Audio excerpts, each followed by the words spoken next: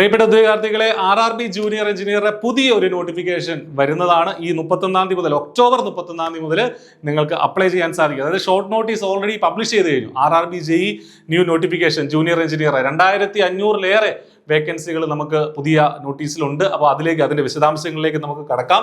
ഇതാണ് short notice. ഇതാണ് centralised employment notice 05/2025 എന്നുള്ളതാണ് ആ ഒരു നോട്ടീസ്. അപ്പോൾ അത് ഓൾറെഡി RRBകൾ പബ്ലിഷ് ചെയ്ത് കഴിഞ്ഞു. ഇനി ഡീറ്റെയിൽഡ് ആയിട്ടുള്ള നോട്ടിഫിക്കേഷൻ ആണ് വരാനുള്ളത്. അത് വരും ദിവസങ്ങളായിട്ട് നമുക്ക് പ്രതീക്ഷിക്കാം.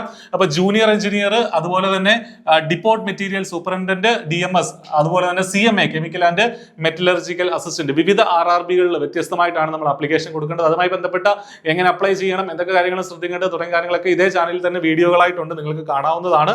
അപ്പൊ എന്നാണ് ഓപ്പണിംഗ് ഡേറ്റ്? അതായത് ആപ്ലിക്കേഷൻ ഇപ്പോൾ വന്നിട്ടില്ല, അതായത് അപ്ലൈ ചെയ്യാനുള്ള സമയം ആയിട്ടില്ല. 31/10 മുതലാണ്. ദാറ്റ് മീൻസ് ഒക്ടോബർ 31 മുതലാണ് നിങ്ങൾക്ക് അപ്ലൈ ചെയ്യാൻ പറ്റുക. എന്ന് വരെ അപ്ലൈ ചെയ്യാം? നവംബർ 30 വരെ അപ്ലൈ ചെയ്യാനായിട്ട് സാധിക്കും. റെയിൽവേയിൽ, അതായത് കേന്ദ്ര സർക്കാരിന്റെ കീഴിൽ റെയിൽവേയിലെ ഒരു ജോലിയാണ് ഈ റെയിൽവേ റിക്രൂട്ട്മെന്റ് ബോർഡ് വഴി നിങ്ങൾക്ക് കിട്ടുന്നത്. ഏതൊക്കെ post? Junior engineer, DMS, CMA ഒക്കെ ഉണ്ട്. ലെവൽ 6 പേ സ്കെയിൽ ഉണ്ട്. അതുപോലെ തന്നെ ഇനിഷ്യൽ പേ 35,400. 33 വയസ്സ് വരെ ഉള്ളവർക്കാണ് അപ്ലൈ ചെയ്യാൻ പറ്റുക. അപ്പൊ ഇത് ശ്രദ്ധിക്കുക. ഇത്തവണത്തെ CL വന്നിട്ടുള്ളത് 33 വയസ്സ് വരെയുള്ളവർക്കാണ് ഇതിന് അപ്ലൈ ചെയ്യാൻ സാധിക്കുക. ആകെ വേക്കൻസികൾ എല്ലാ RRBകളോടെ ചേർത്തുള്ള വേക്കൻസികൾ 2570 ആണെന്നും വളരെ കൃത്യമായിട്ട് ഇവിടെ പറയുന്നുണ്ട്. എന്താണ് ഇതിന്റെ ക്വാളിഫിക്കേഷൻ? എന്താണ്? ആ പർട്ടിക്കുലർ സ്ട്രീമിലുള്ള ഡിപ്ലോമ അല്ലെങ്കിൽ ബിടെക് ഉള്ള ആളുകൾക്കും അപ്ലൈ ചെയ്യാനായിട്ട് സാധിക്കും. ഇപ്പൊ ഇതിൽ ഇലക്ട്രിക്കലും മെക്കാനിക്കലും സിവിലും ഒക്കെ നിങ്ങൾക്ക് അപ്ലൈ ചെയ്യാനായിട്ട് സാധിക്കും. മെക്കാനിക്കലിന്റെ സിവിലിന്റെയും RRB JEE CBT 1-ഉം CBT 2-ന്റെയും കോച്ചിങ് I+ലുണ്ട്. നേരത്തെ തന്നെ അഡ്മിഷൻ നേടി, നേരത്തെ തന്നെ പഠിച്ചു തുടങ്ങി നല്ലൊരു ജോലിയിലേക്ക് എത്തുക. എങ്ങനെയാണ് ഇതിന്റെ ഒരു എക്സാം പാറ്റേൺ എന്ന് പറയുന്നത്? 2 ടയർ ആണുള്ളത് അല്ലെ. CBT 1 ഉണ്ട്, CBT 2 ഉണ്ട്. CBT 1 കമ്പ്യൂട്ടർ ബേസ്ഡ് ടെസ്റ്റ് 1, അത് പാസ്സാവുന്നവർക്കാണ് CBT 2 എഴുതാനുള്ള യോഗ്യത ഉണ്ടാവുക. CBT 1-ൽ എന്തൊക്കെയാണ് ചോദിക്കുക?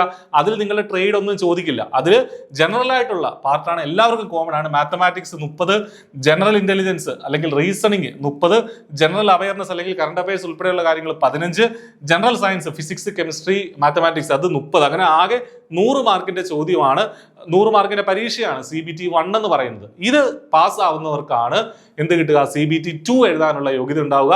CBT 2-ലാണ് നിങ്ങളുടെ ട്രേഡുമായി ബന്ധപ്പെട്ട ചോദ്യങ്ങൾ ഉണ്ടാവുക. CBT 2-ൽ എന്തൊക്കെയാണ്?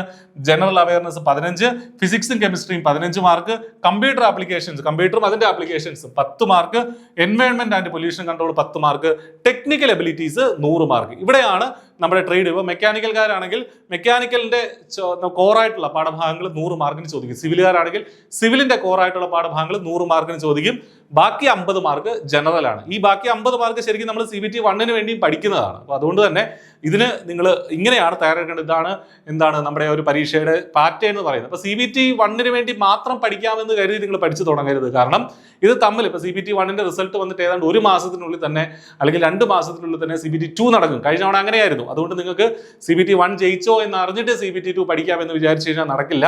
പഠിക്കുമ്പോൾ രണ്ടും പാരലായിട്ട് പഠിച്ചു തുടങ്ങുക. ജനറൽ ആയിട്ടുള്ള പാർട്ടും ടെക്നിക്കൽ പാർട്ടും പാരലായിട്ട് പഠിച്ചു തുടങ്ങുക. എങ്കിൽ മാത്രമേ നമുക്ക് ജോലിയിലേക്ക് എത്താനായിട്ട് സാധിക്കുകയുള്ളൂ. I+ ഈ പരീക്ഷയ്ക്ക് വേണ്ടിയിട്ട് ഏറ്റവും ഇന്റൻസീവ് ആയിട്ടുള്ള കോച്ചിങ് ഒരുക്കിയിട്ടുണ്ട്. I+ന്റെ കോഴ്സിൽ സിവിലുകാർക്കും മെക്കാനിക്കലുകാർക്കും CBT 1-നും CBT 2-നും നിങ്ങൾക്ക് ജോയിൻ ചെയ്യാനായിട്ട് സാധിക്കും. ഇലക്ട്രിക്കലുകാരാണെങ്കിൽ അവർക്ക് CBT 1 അവൈലബിൾ ആണ്. അതും വളരെ ചെറിയ ഫീസിൽ നിങ്ങൾക്ക് ഇപ്പോഴും ജോയിൻ ചെയ്യാനായിട്ട് സാധിക്കും. അപ്പൊ നന്നായിട്ട് പഠിക്കുക. ഹൈ ക്വാളിറ്റി ക്ലാസ്സുകളിലൂടെ PBK ഡിസ്കഷനിലൂടെ ഒക്കെ നമുക്ക് കോഴ്സ് മുന്നോട്ട് കൊണ്ടുപോകാം. അപ്പോൾ ഇന്നോട്ട് നന്നായിട്ട് ഈ കാര്യങ്ങൾക്ക് വേണ്ടി തയ്യാറെടുത്ത് നന്നായിട്ട് പഠിക്കുക. നല്ലൊരു കേന്ദ്ര സർക്കാർ ജോലി നേടുക. All the best. Thank you.